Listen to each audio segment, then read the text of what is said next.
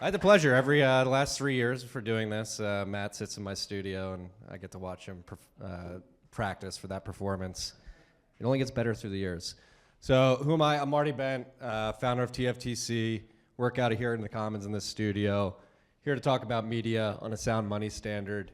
And so yeah, just to get into the origin story, if you would have told me 7.5 years ago, at the beginning of 2017, that would be living in Austin, Texas, with a studio on 6th and Congress in the Littlefield building, I would have told you you were completely insane, because at the time I was unemployed and had been unemployed for about a year and a half. So the origin story of TFTC, it was 2017, newly married. I had just turned 26. Actually, the inception of TFTC, Marty's Bent specifically, started on my 26th birthday. My parents came to Brooklyn, where I was living at the time, with my wife. And I was pretty down in the dumps. I was like, hey, I haven't been able to get a job in a year, like really trying to figure out what my passion is. My dad, rest his soul, was like, hey, you can write, you know about Bitcoin, you've been talking about Bitcoin to me and your mother for the last 4.5 years, like you should start a newsletter. You were in finance, you read newsletters every day, like people are looking to learn about Bitcoin, the price is going up. You should start a newsletter. So I was like, you know what, Dad? That's right. I'll start a newsletter. So 4 days later, I started the Bent. It was June 8th, 2017, and that's how it started. This is this newsletter that I sent my family and friends who were texting and emailing me about Bitcoin. I was like, stop doing all this. I'll write this newsletter. You can learn a little bit about Bitcoin every day. That evolved into a podcast. He's in the back there in the white hat, Lou Roberts. I sent him a link to my newsletter. He was working at Barstool Sports. I actually saw that he was tweeting at Stoolies in July of 2017 to ape into Ethereum. I DM'd him. I said, hey man, I don't think you should be having Stoolies ape into Ethereum. Let's talk about Bitcoin. So we met, told him what I was doing at the newsletter. And he was like, yeah, newsletter's great, it's cool and all, but the world's going to podcasting. You need to start a podcast. And I was like, cool, can you help me do that? And he was like, yeah. Was gracious enough to let me come in the Barstool offices. I think the summer of 2017, we spent about a month and a half literally timelining the history of Bitcoin. So if you remember the early episodes of TFTC, the first two, we did a montage of the early years of Bitcoin. And Lou and I spent like a month and a half literally timelining that out in the office of Barstool Sports. And then it eventually turned into TFTC, the podcast. This is all to say, when I started this, I had no idea that it was going to morph into this media company that it is today. So today, I think I consider it a media platform where we have Marty's Bent, we have the podcast, we're approaching 500 episodes of TFTC. Matt and I have done over almost 300 episodes of Rabbit Hole Recap at this point. And 7 years in, almost 7 years in, I think we have a good opportunity to build a pretty prominent media platform that imbues the ideals of Bitcoin into media, like a journey to seek the truth. So that's why TFTC, we're Truth for the Commoner now. We're not Tales from the Crypt. I think Truth for the Commoner is more aligned with what we're trying to do, and I don't think HBO would be happy with me using Tales from the Crypt. So Truth for the Commoner, our mission is that we exist to provide our audience with high signal content that educates them about Bitcoin, economics, technology, and cultural trends while providing actionable advice. That's, I think, that over the last 3 years, I've really become convinced that the media company that I'm building shouldn't only be focused on Bitcoin, but should be focused on these tangential trends that sort of Trojan horse people into Bitcoin. So things like people who are into sound monetary economics but haven't found Bitcoin, people that are into healthy living and think fiat food is bad, that want to eat healthy and not have the food pyramid dictate what their diet should be. Really try to dig into topics that aren't necessarily focused on Bitcoin, but align with Bitcoin's values of seeking truth in the digital age. And most importantly, we want to give actionable advice too. That's the one thing that I really don't like about a lot of like the newer independent media companies, particularly on the conservative side of things. I think they do incredible work of highlighting the problems, but it's a lot of screeching, a lot of vitriol, and they don't really provide actionable advice. What we're trying to do is highlight the problems that exist in these areas of our life at TSCC, but then actually like not only whine and complain, but provide actionable advice in the form of guides, pointing people in the direction of companies that could help them in the Bitcoin space and other areas and things like that. So this is what TFTC looked like. Marty's Bent, first issue, Thursday, June 8th, 2017. Literally just, I didn't even know who Mencius Moldbug was or Curtis Yarvin at the time, but I had read this unqualified reservations post that he wrote about money as a bubble, Bitcoin is money, and shared it. So this was the first newsletter I ever wrote to sort of introduce my family and friends to Bitcoin. And today, this is what the website looks like. As you can see here, covering economics, culture, technology, podcast, and other things. And here's some example of the actionable advice we're looking to give. So as it pertains to the Bitcoin things, how to use HODL's lending platform, how to set up Mutiny Wallet, how to set up the Seed Vault feature in Cold Card MK4. So really trying to equip people like, hey, we recognize there's a problem. I think Bitcoin's a solution. It's trying to give them more. Like, all right, now you think it's a solution. Here's some tools that you can use to actually put that into action. And this is all in an effort to fix what I think are broken incentives in the incumbent corporate media landscape, which is completely broken via the perverse incentives that have eroded the individual's trust in the media overall. So whether it's advertising from big food, big pharma, big banks, really dictating the content that these media companies put out there, or their lust for access to power and sort of being lapdogs of the politicians in the world and just parroting whatever the power structure wants them to. I think the incentives of, the monetary incentives of big advertising and the access incentives of being a lapdog to the political class have really eroded the quality of media in the incumbent landscape. And then on top of that, we have increasing censorship as the power structure that these corporate media companies are lapdogs for.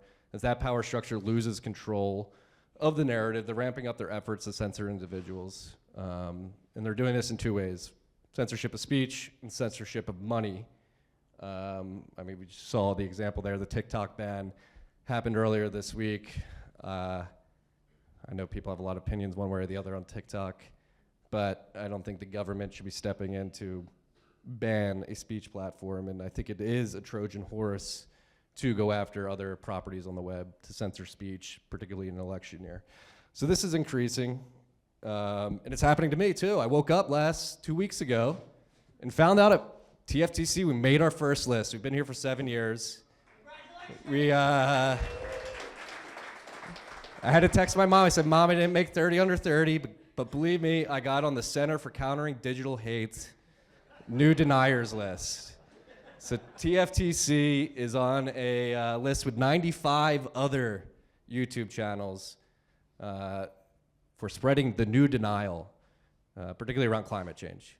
Again, we're Truth for the Commoner. I have people on the show from many different walks of life, and throughout the years I've had scientists on the show who are a bit skeptical of the prevailing narrative around climate change and the fact that it may lead to a cataclysmic event for humanity and kill all humans.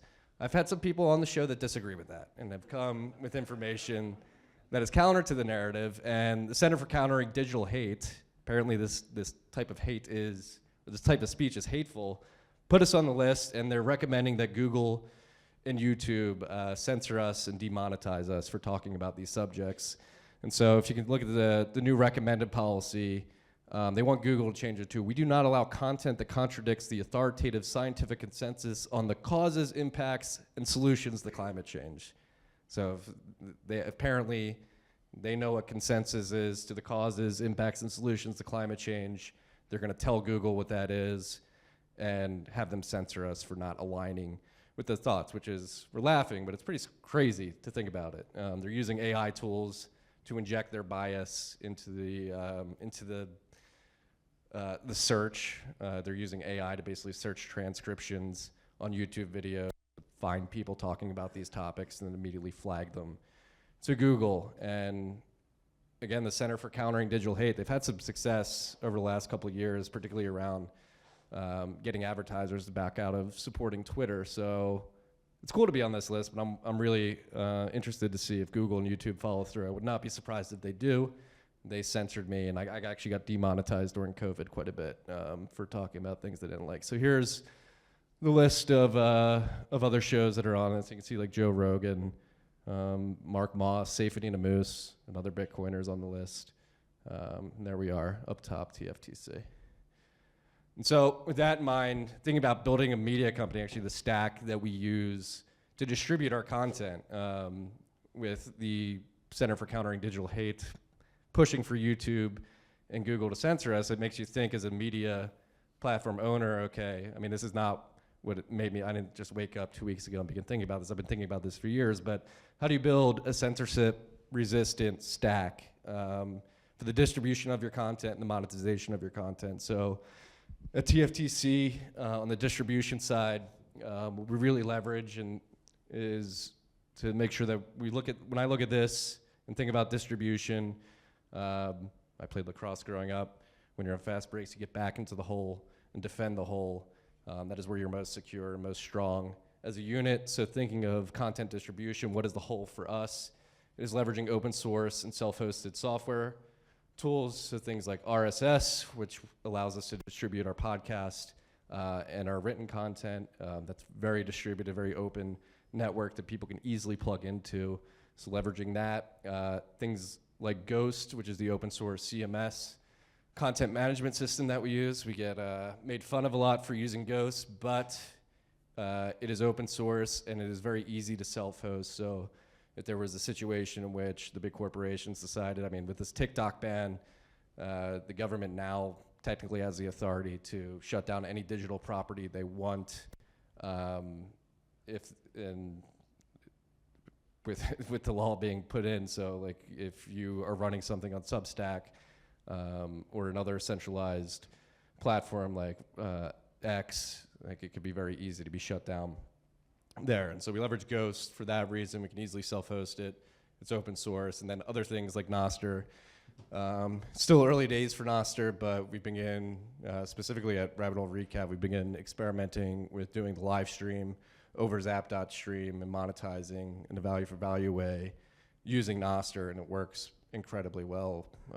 We have a pretty lively live chat at RHR, and pretty quickly within the last 2 months, people have migrated to Zap.stream to contribute directly via there. And so that's the whole, these open source technologies that we can leverage and make us pretty robust and resilient. But then on top of that, we want to be realistic. Like most people are consuming this content on the big platforms, X, Rumble, or X, YouTube, Rumble, Substack. So while we're able to distribute our content, we will leverage these platforms outside of Substack, but we put things on YouTube, Rumble, and X to increase our distribution as much as possible before the horde of censors comes and tells us to shut up, which we'll never do. And then on the monetization side, this really gets into the title of the talk, media on a Bitcoin standard. Again, thinking about creating that robust, resilient, strong base which to build out, which I believe is a Bitcoin treasury. And we're using tools like Zapright, connected to XPubs and Lightning nodes that we run to receive Bitcoin in a peer-to-peer fashion from advertisers. Value for value, going back to RSS, that's another beautiful thing about podcasting 2.0 and RSS. Adam Curry, the podfather himself, the inventor of podcasting, is a Bitcoiner. And him and a movement of open source developers have incorporated the Lightning Network into RSS feeds. So when I send the podcast out over RSS, I have a Lightning Network public address in my RSS feed, and people can send us Bitcoin as they listen to via podcasting apps like Fountain and Podverse that have Bitcoin wallets in them. And then on the site, we have a tool called Mash, which allows people to donate and send us Bitcoin directly. So that is the robust whole that we're working from, the base that we're working from. Then beyond that, obviously, you have a business bank account and a Stripe account. But if the Center for Countering Digital Hate gets their way, we may not be able to have those forever. And so what I really like to focus on is making sure that we always have the ability to monetize what we do either that be by advertising or value for value with Bitcoin in a peer-to-peer fashion. And then not only doing that, but holding Bitcoin in the treasury and really leveraging the value creation of Bitcoin to continue to bootstrap what we're doing at TFTC, reinvest, and keep doing more of what we've been doing over the last 7 years. And it's been pretty cool to see developing a Bitcoin treasury, more specifically over the last 5 years, and what that's enabled us to do, to reinvest in the company, move here to Austin, build this studio, like operating on a Bitcoin standard has really allowed us to expand what we're doing, but then also be selective. One thing we do at TFTC is we're very particular about who we allow to advertise, not allow, who we partner with on the advertising side for our content. So we try to align with companies that we actually use. So right now it's River, Unchained, ZapRight, Crowd Health, CoinKite. So these are all services that I personally use and would recommend and feel comfortable recommending. And so these are the types of companies that I would advertise with on the show. But you do leave a lot of money on the table when you have a high standard for advertising on your platform. But luckily, because we have a Bitcoin treasury, it's allowed us to do this and scale pretty naturally over the last 7 years.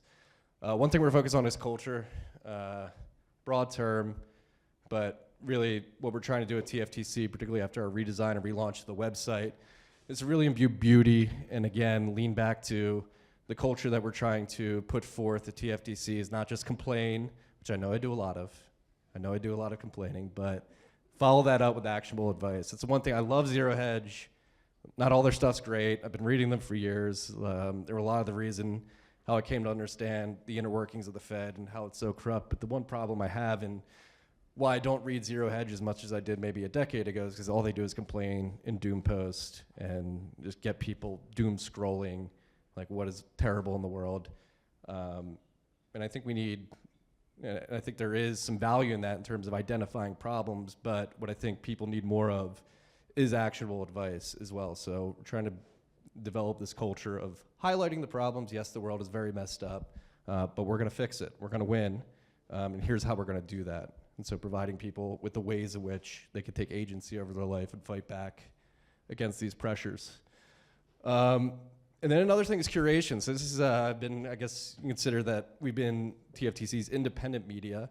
And independent media has been a growing sector of the media economy over the last 10 years.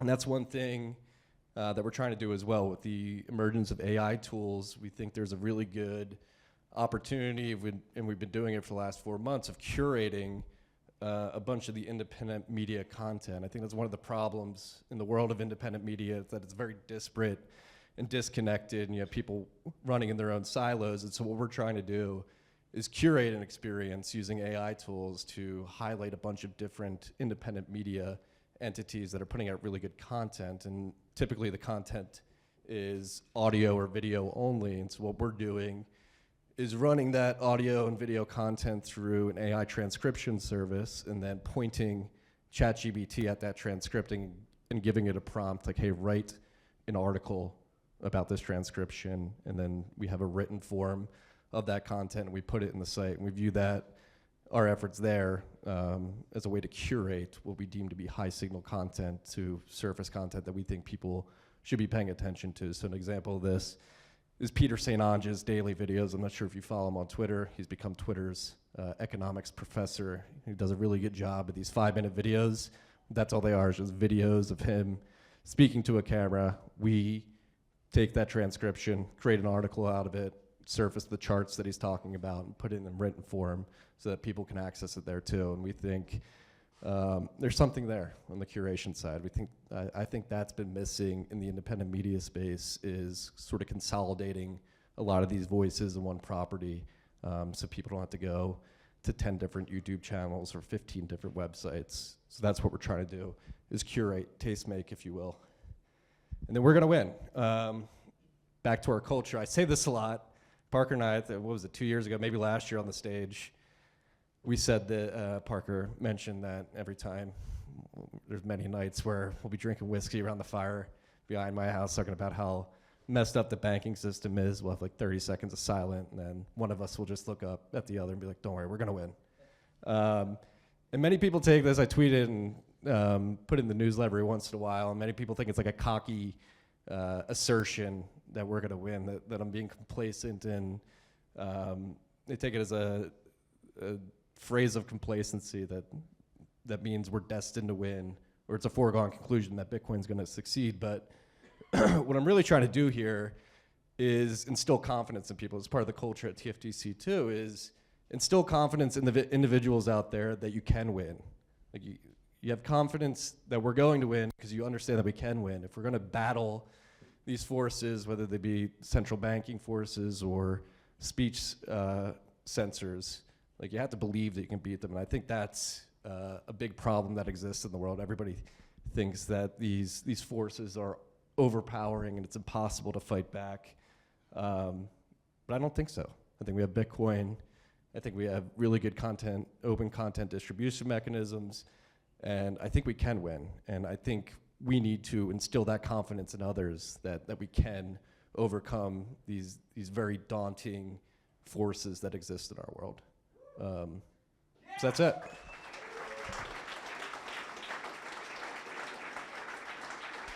Whew.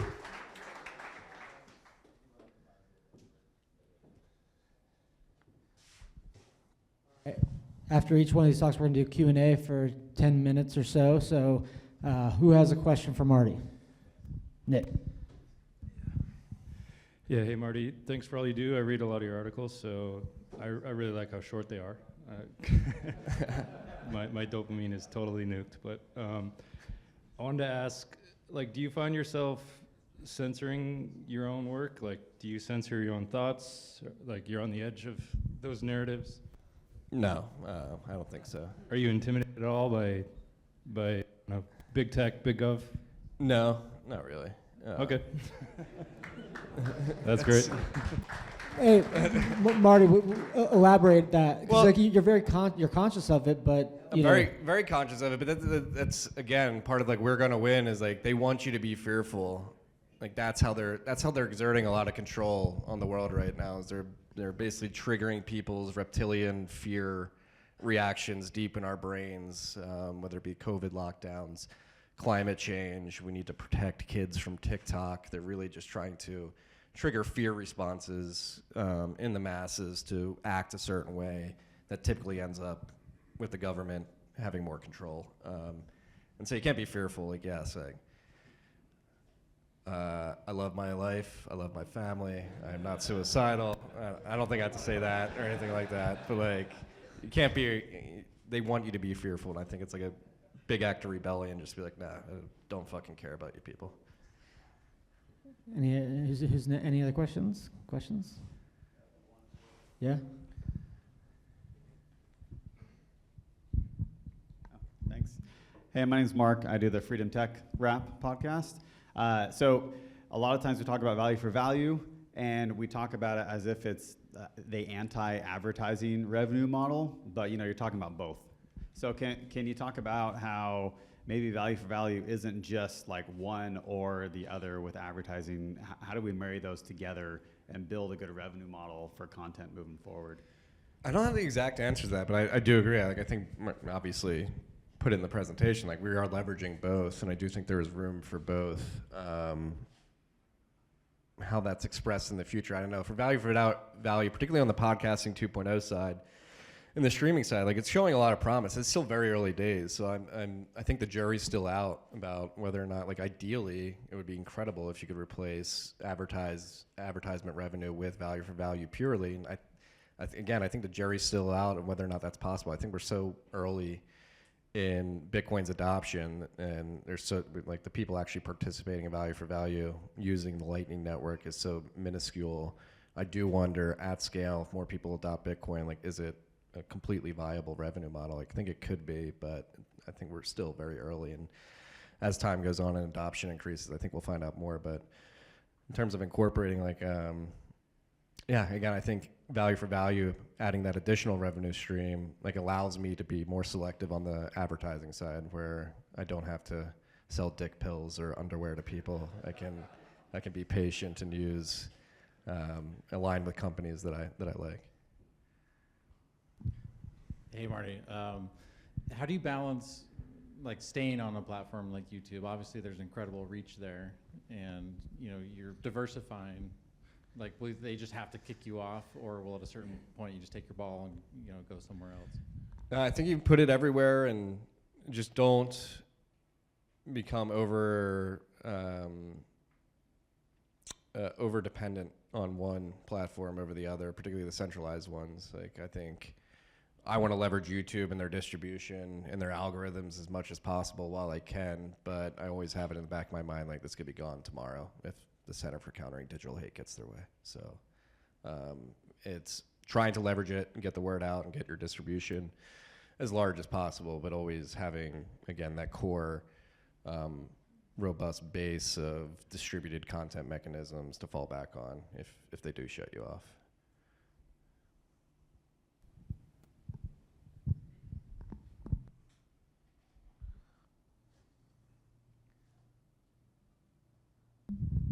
Morning, Marty. Joshua Brooks, came from Dallas-Fort Worth for the Bitcoin takeover. I launched my Substack about a month ago, 5 or 6 posts. My focus is on Army, Bitcoin, and performance and faith. What would you say to a young Substacker that is launching his or her podcast, or Substack, to be successful?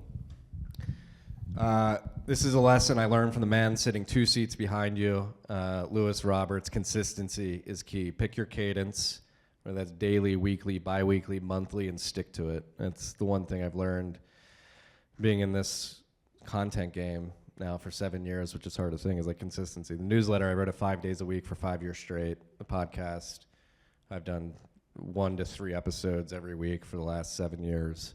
And I really think it's consistency. I think that's why we've had a lot of success at TFTC and Rabbit Hole Recap, particularly within Bitcoin, is because we've been consistent. We've been producing content consistently throughout the bull and the bear markets. We're not fair weather Bitcoiners. In content, the name of the game is consistency. And there's going to be days where what you write or the podcast you put out, you don't think it's like the best thing ever, but just showing up and producing is really important. All right, I'm going to ask one last one, and then we're going to go on Nifty. What are you most focused on over the next 12 months? 12 months out from now, how do you want to have seen TC grow or change? So TFTC, like, I think we're in a good spot in terms of like I've created a lot of automation over the last 6 months to really accelerate the content on the website, and I've done a good job of building up the schedule for the podcast. So I think over the next 12 months, it's really bringing on some people, finding, like, what I really want to focus on is people writing in the space on Bitcoin or other topics that want to post on TFTC. So I think we've built a pretty good base from which more people can come and leverage our platform to get good messages out there. Sahil is in the room. He's been writing how to get on Zero and putting that on our website. We've got a few others syndicating your content, Parker, or content from 1031. But I think it's just really, on the content side, just really leaning into and automating a lot of the stuff and getting more creators on. And then on the back end office side, like really leaning into distributed, open distributed content platforms like Nostr. I know you don't like Nostr, Parker, but I do think there is some value there. You do. And really what I want TFTC is, again, to be the standard of how to run a Bitcoin, or how to run a media company on a Bitcoin standard, whether that be from the content distribution or the monetization. And so really practice what we preach, eat our own dog food, in terms of distributing the content, monetizing the content via these distributed content distribution platforms and using distributed money like Bitcoin. It's just making that more robust. All right, let's give a hand to Marty.